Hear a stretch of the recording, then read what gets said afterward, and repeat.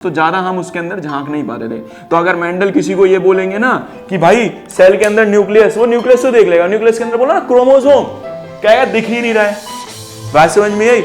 लेकिन सोचने वाली बात यह है कि मेंडल कितना ग्रेट आदमी थे यार, मतलब माइक्रोस्कोप ना होते हुए भी, इतने बेहतर ना होते हुए भी मेंडल इतना सब कुछ बता के चले गए थे।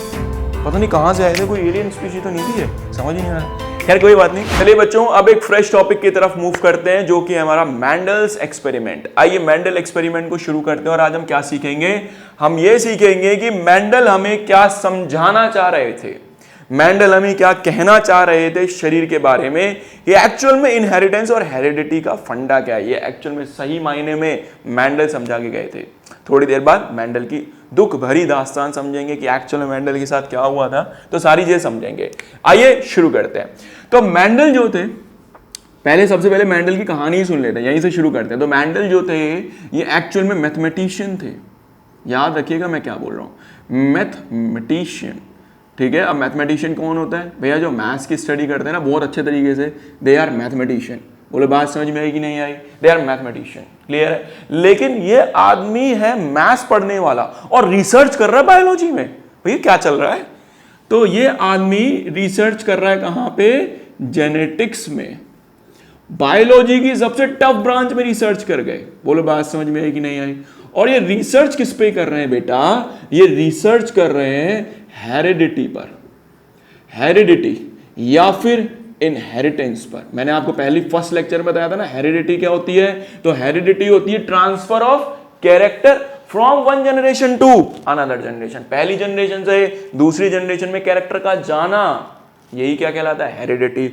जिस प्रोसेस के थ्रू जाती है उसको बोलते हैं इनहेरिटेंस। तो मेंडल यही चीज स्टडी कर रहे हैं कि एक्चुअल में माँ बाप से बच्चे में वो कौन सी चीज है जो ट्रांसफर होती है, वो कौन सी चीज है जो कैरेक्टर को माँ बाप से बच्चे के अंदर लेके जाती है, इस चीज का जवाब ढूंढ रहे थे मेंडल।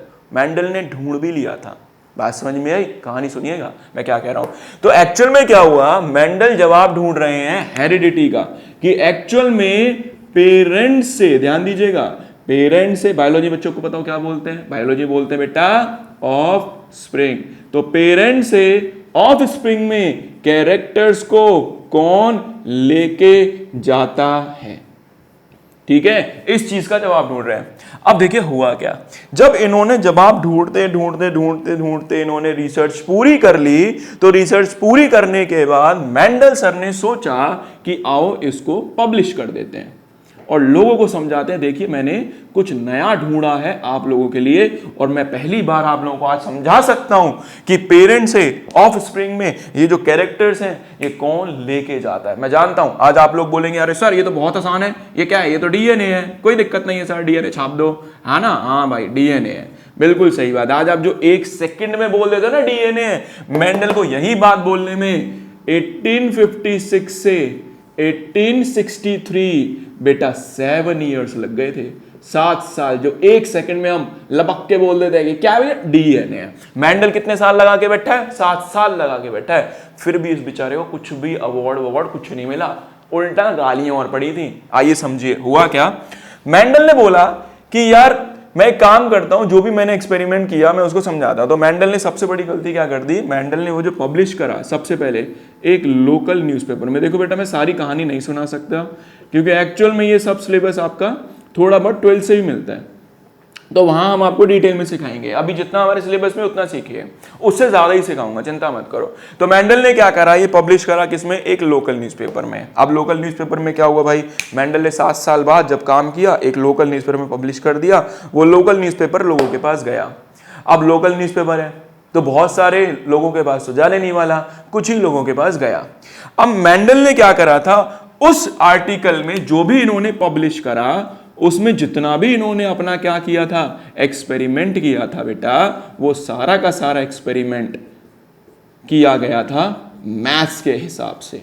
बोलो बात समझ में आई, उसमें सारी मैथ्स लगा दी। अब जब किसी एक्सपेरिमेंट में मैथ्स लगा दोगे तो हम जैसे वो कहां समझ आएगी भाई, तो यही हुआ। अब जब हमारे पास पहुंचा तो हमें आधा तो समझ ही नहीं आया, हमने बोला बेकार है, कोई प्रॉब्लम नहीं है। अब मेंडल क्या करते हैं, मेंडल इसको आगे लेके जाते हैं, बहुत सारे साइंटिस्ट के साथ मीटिंग करते हैं। मीटिंग करने के बाद वहां अपनी इस चीज को पब्लिश करते हैं। वहां भी यही हाल हुआ। मेंडल ने यूज कर ली थी मैथ्स और वहां सब बैठे हुए थे बायोलॉजी के लोग, कहां समझ आने वाली है मैथ्स उन्हें, तो यही हुआ। तो वहां लोगों ने बोला अरे ये तो बेकार है, पता नहीं क्या फालतू एक्सपेरिमेंट है, और इसको डिस्कार्ड कर दिया गया। बोली बात समझ में आई? बेचारे मेंडल की पूरी मेहनत कैसी तैसी हो गई। अब क्या हुआ, मेंडल जी की फाइनली क्या हो जाती है, डेथ। और डेथ के कुछ साल बाद 3 लोग निकल कर आते हैं। मैं नाम नहीं बता रहा, अगर आप नाम जानना चाहते हो फिर भी चलो लिख देता हूं।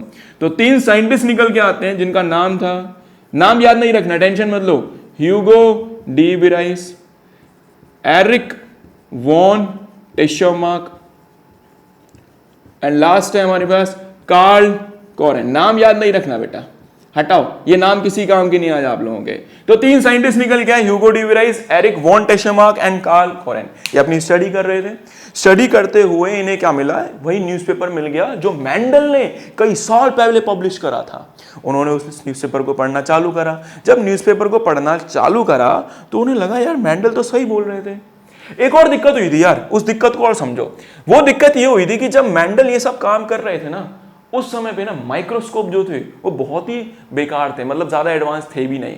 मतलब आप क्या कर सकते हैं, बस सेल को ऊपर से देख सकते हैं, एक्चुअल में उसके अंदर क्या है, न्यूक्लियस है, क्रोमोसोम्स है, कुछ दिखाई नहीं दे रहा था। तो दूसरा भी याद रखना कि यहां पर जो माइक्रोस्कोप थे मेंडल के टाइम पे वो कैसे थे, लेस एडवांस, तो ज्यादा हम उसके अंदर झांक नहीं पाते थे। तो अगर मेंडल किसी को ये बोलेंगे ना कि भाई सेल के अंदर न्यूक्लियस, वो न्यूक्लियस तो देख लेगा, न्यूक्लियस के अंदर बोला ना क्रोमोसोम, क्या दिख ही नहीं रहा है, बात समझ में आई? लेकिन सोचने वाली बात यह है कि मेंडल कितना ग्रेट आदमी थे यार। मतलब माइक्रोस्कोप ना होते हुए भी, इतने बेहतर ना होते हुए भी मेंडल इतना सब कुछ बता के चले गए थे। पता नहीं कहां से आए थे, कोई एलियन स्पीशीज तो नहीं थी, ये समझ ही नहीं आ रहा। खैर कोई बात नहीं। तो Hugo de Vries, Erich von Tschermak and Carl Correns. अब जो माइक्रोस्कोप है वो भी क्या हो चुके हैं हमारे, एडवांस। तो माइक्रोस्कोप भी कैसे हो चुके हैं बेटा, एडवांस हो चुके हैं। अब जब माइक्रोस्कोप बहुत एडवांस हो गए तो इन्होंने मेंडल के एक्सपेरिमेंट को वापस से क्या करा बेटा, रीडिस्कवर करा। और रीडिस्कवर करने के बाद फिर मेंडल के इस एक्सपेरिमेंट को सभा में पेश करा गया और फिर फाइनली मेंडल को सम्मान दिया गया। क्या दिया गया, नोबेल प्राइज से सम्मान दिया। और मेंडल को एक बहुत ही बड़ी उपाधि दी गई जिनको बोला गया, कहां छाप दें, फ्रंट में छापेंगे। और मेंडल को बोला गया फादर ऑफ जेनेटिक्स, याद रखना, ठीक है। तो मेंडल को क्या बोला गया, फादर ऑफ जेनेटिक्स। उस टाइम पे क्या हुआ था, आज जो आप डीएनए बोल देते हो ना, मेंडल ने उनको डीएनए नहीं बोला था। मेंडल ने उनको बोला था कि माँ बाप से जो बच्चे में कैरेक्टर लेके जाते हैं वो डीएनए नहीं है। उनको पता नहीं था डीएनए बोलना है, उन्होंने बोला वो एक चीज है, उसका नाम दिया था मेंडल ने फैक्टर्स। क्या नाम दिया था बेटा, फैक्टर्स। तो भूलना नहीं। आओ स्टोरी को रिकैप कराता हूं कि एक्चुअल में स्टोरी क्या थी। मेंडल सबसे पहला एक्सपेरिमेंट 1856 से 1863, कितने साल काम करा, 7 इयर्स। आज जो हम बोल देते हैं डीएनए, मेंडल ने उसको क्या बोला था, मेंडल ने उसको बोला था फैक्टर। मेंडल थे कौन, मैथमेटिशियन। रिसर्च कहां कर दी, बायोलॉजी की ब्रांच में, किसमें, जेनेटिक्स में। बोलो बात समझ में आई। सबसे बड़ी गलती क्या हुई, मेंडल के टाइम पे क्या नहीं था, माइक्रोस्कोप अच्छे नहीं थे।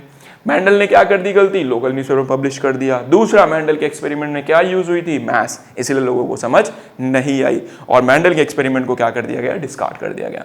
मेंडल की फाइनली क्या हो जाती है, डेथ। और डेथ होने के बाद कितने साइंटिस्ट निकल कर आए, 3 अच्छे लोग निकल कर आए। किनका नाम क्या था, Hugo de Vries, Erich von Tschermak and Carl Correns. नहीं याद रखना, छोड़ दो, तुम्हारे किसी काम का नहीं है। बोलो बात समझ में आई। उसके बाद क्या हुआ, इन्होंने मेंडल के काम को क्या करा, रीडिस्कवर करा, मतलब वापस से पेश करा सभा में। और पेश करने के बाद मेंडल को सही ठहराया गया।